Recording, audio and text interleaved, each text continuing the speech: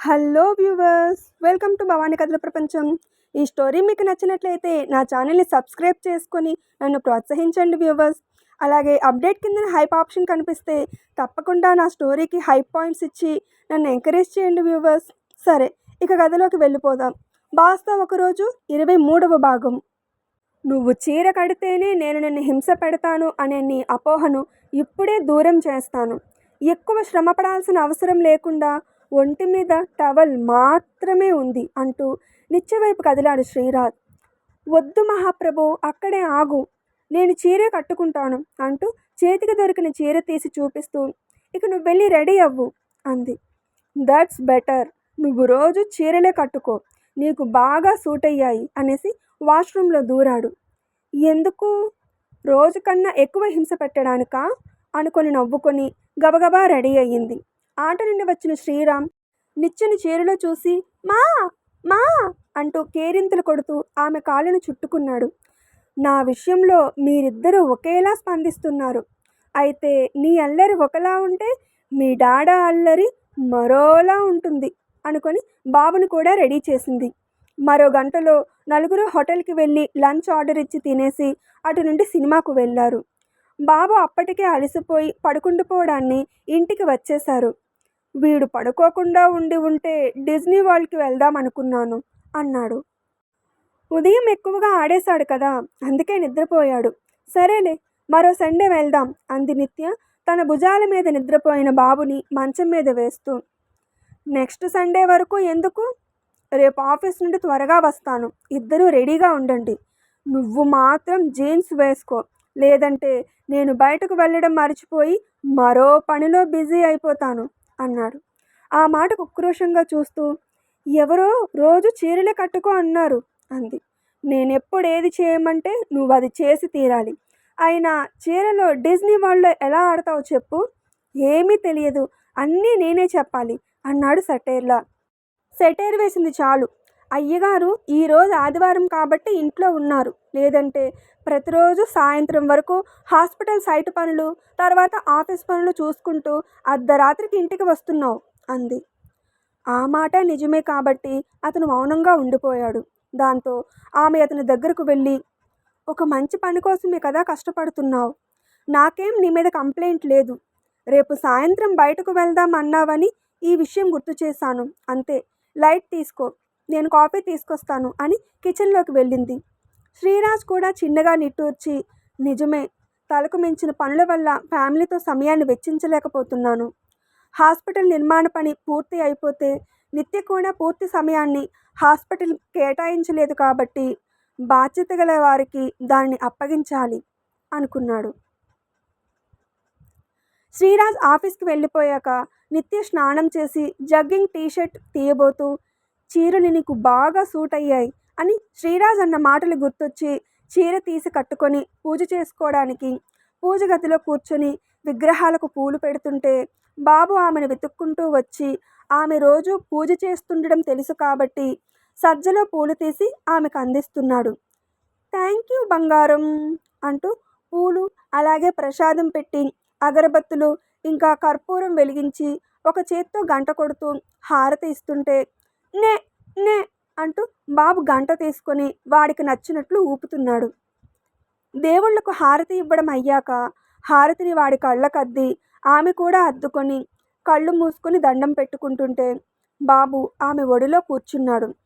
దాంతో వాడి చేతులను జోడించి ఆమె తన చేతులను వాడి చుట్టూ వేసి అలాగే దండం పెట్టుకొని పద అని హాల్లోకి తీసుకొచ్చింది. వాడు ఆమె నుదుటిన ఉన్న దేవుని కుంకుమను చూపుడు వేలితో పదే పదే తాకి వాడి నుదుటికి నచ్చిన చోట పెట్టుకుంటున్నాడు. అలా కాదు అని చెప్తే ఏడుస్తాడని వాడిని ఎత్తుకొని అద్దం ఎదురుగా నిలుచుంది. దాంతో వాడి ముఖాన్ని వాడే అద్దంలో చూసుకొని ఆమె వైపు చూసి హిహి హి అని బోసినవ్వులు చిందిస్తూ బొట్టులను అరచేతితో ఇష్టానికి చెరుపుతున్నాడు. అలా కాదు, కంట్లో పడుతుంది అని ఆమె వాడిని కిందకి దించి ఆమె మోకాళ్ళ మీద కూర్చొని ఒక చేత్తో వాడి కళ్ళు మూసి మరో చేత్తో పైటను అందుకొని వాడి నుదుటి మీద బొట్టులను చెరిపి మళ్ళీ కొత్తగా చిన్నగా బొట్టు పెట్టి ఇప్పుడు అద్దంలో చూపించింది. వాడు తన ఆనందాన్ని చప్పట్ల రూపంలో చూపుతూ కేరింతలు కొట్టి ఆమె మెడను చుట్టుకున్నాడు. శ్రీరాజ్ రాత్రి ఇంటికి వచ్చి తన గదిలోకి వెళ్ళేసరికి నిత్య పడుకొని ఉంటే పక్కన బాబు ఆమె మెడను చుట్టుకొని పడుకొని ఉండడం కనిపించింది.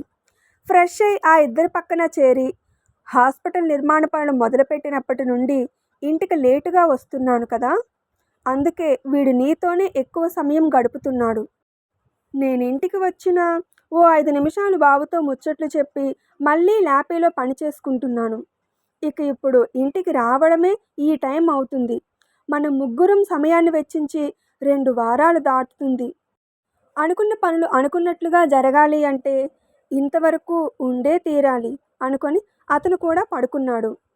నిత్య నిద్ర లేచేసరికి కూడా శ్రీరాజ్ ఆ గదిలో లేడు.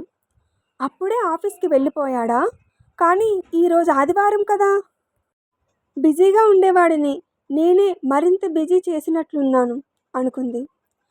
బాల్కనీలో శ్రీరాజ్ ఎవరితోనో ఫోన్ మాట్లాడడం వినిపించి, ఓ ఇంట్లోనే ఉన్నావా, కనీసం ఆదివారమైనా విశ్రాంతి తీసుకుంటే ఆరోగ్యం బాగుంటుంది అనుకొని ఆమె స్నానం చేసి కిచెన్లోకి వెళ్ళేసరికి సుందరమ్మ టిఫిన్ రెడీ చేసి బాబుకు తినిపిస్తుంది.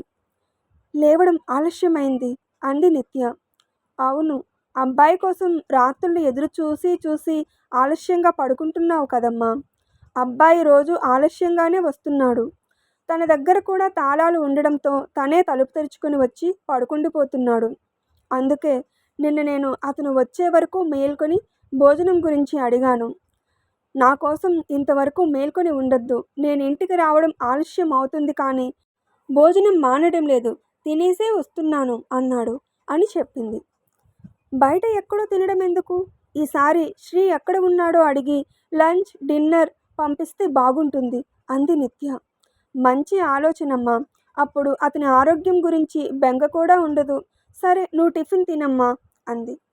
పూజ చేసుకొని శ్రీతో కలిసి తింటాను, నువ్వు తిన ఆంటీ అనేసి పూజ గదిలోకి వెళ్ళింది. బాబు తినేసి మళ్ళీ ఆటలో బిజీ అయిపోయాడు. నిత్య పూజ చేసుకొని హాల్లోకి వస్తుంటే తమ గదిలో ఉన్న ఫోన్ మోగుతుందని అటుగా వెళ్ళి సోఫాలో కూర్చొని ఫ్రెండ్ వనితతో మాట్లాడుతుంది. శ్రీరాజ్ స్నానం చేస్తూ నిత్య అని పిలిచాడు. నేను మళ్ళీ చేస్తాను అని ఫోన్ పెట్టేసి ఏంటి అంది. ఇక్కడ టవల్స్ పెట్టలేదా అని అడిగాడు. పెట్టాను, సరిగా చూడు, తర్వాత నువ్వే చూసుకో, ఇప్పుడు నాకు టవల్ ఇవ్వు అన్నాడు. పని ఎక్కువైతే చిరాకు పెరుగుతుంది కాబోలు అనుకొని కబోర్డ్ నుండి టవల్ తీసి డోర్ తట్టింది.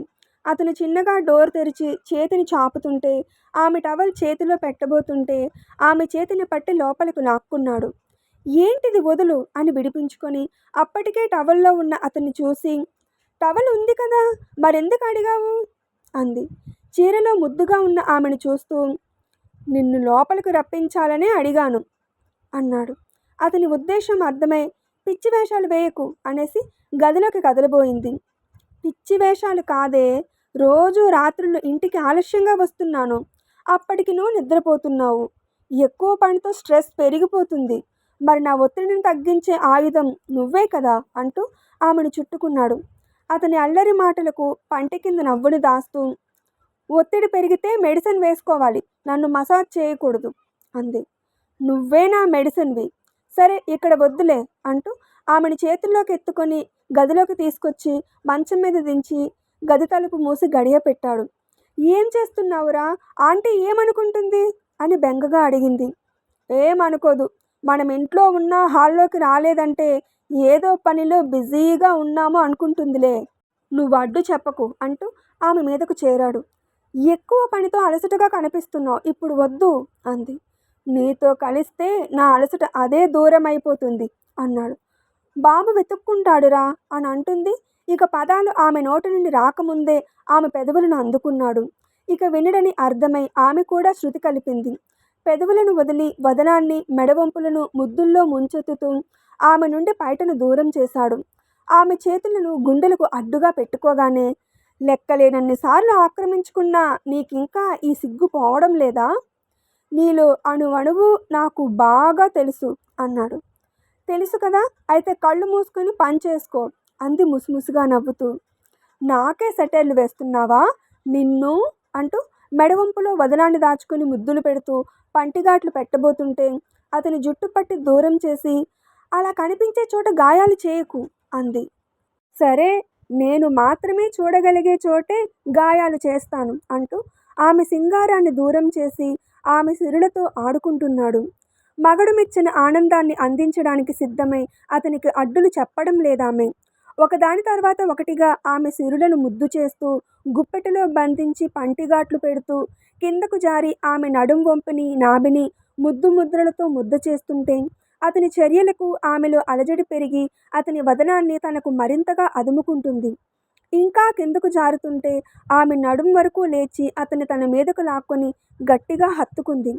ఆమెను తన నుండి విడదీసి ఆమె పెదవులను, సిరులను ముద్దాడి ఆమెను పూర్తిగా ఆక్రమించుకొని అంతకంతకు వేగాన్ని పెంచుతుంటే, అతడి దాడికి ఆమె ఎత్తులు కూడా వేగంగా కదులుతుండగా ఆమె నోటి నుండి మూలుగుల వేగం కూడా పెరుగుతుంది.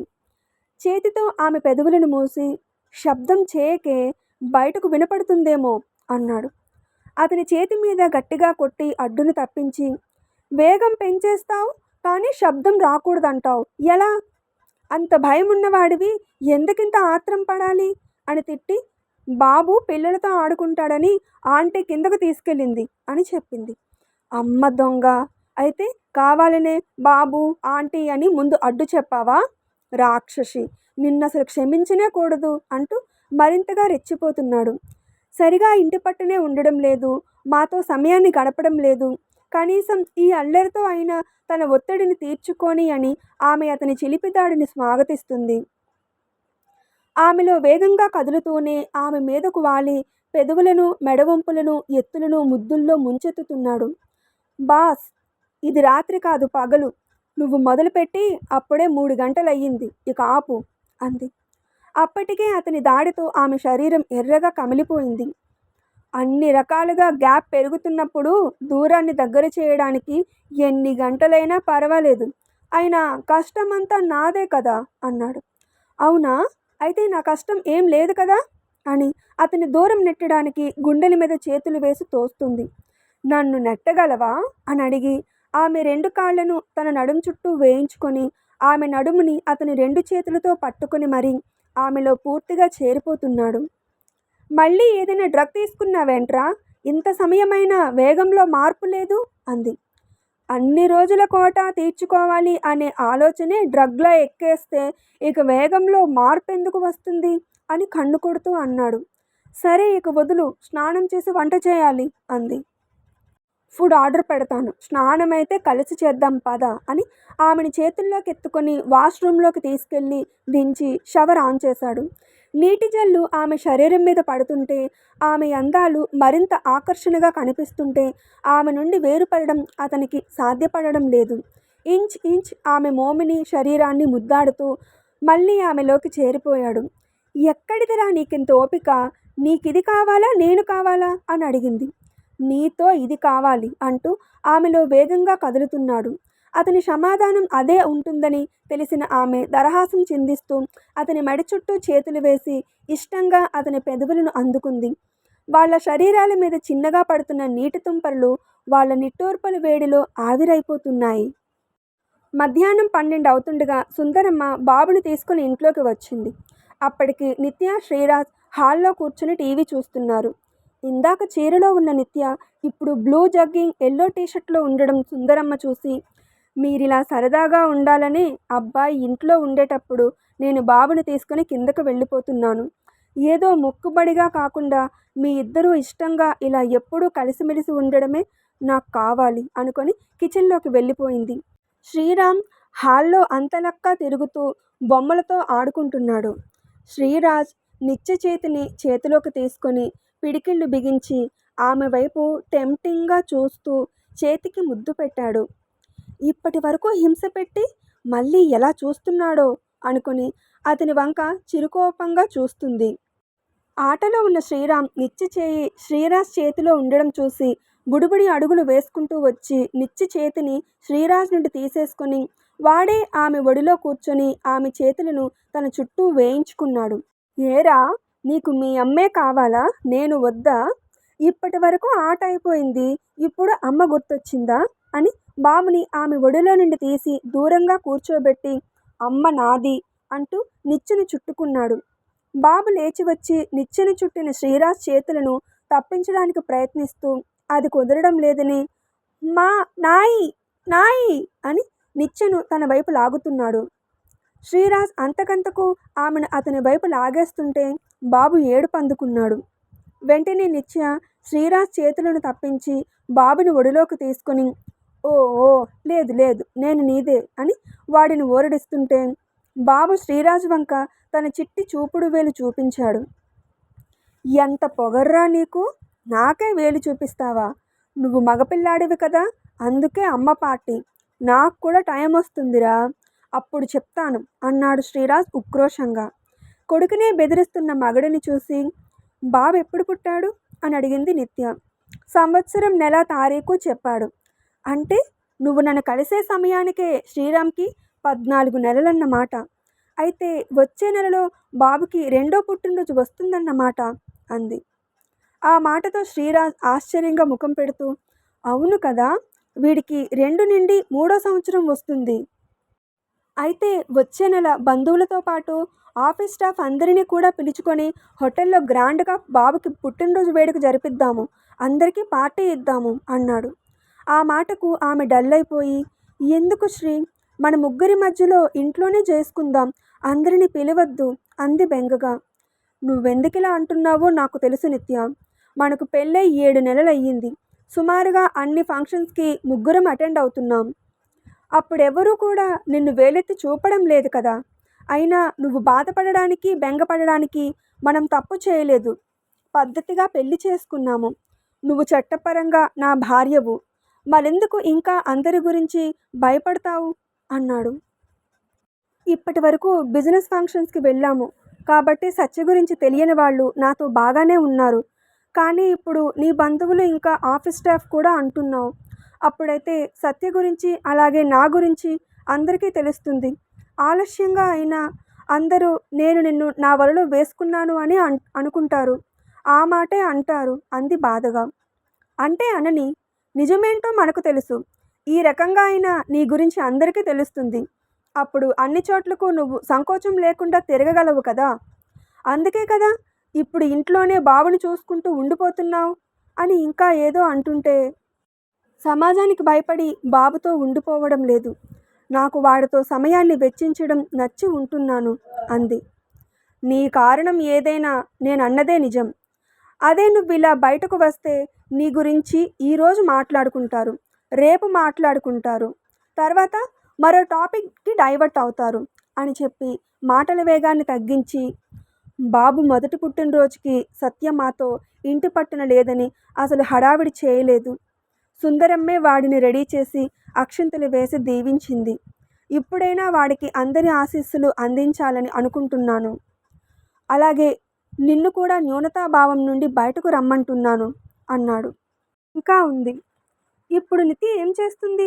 హోటల్లో ఫంక్షన్కి ఒప్పుకుంటుందా, లేక వేడుక ఇంట్లోనే చేసుకుందామని శ్రీరాజునే ఒప్పిస్తుందా? ఏం జరుగుతుందో తెలియాలంటే తదుపరి భాగం కోసం ఎదురు చూడక తప్పదు.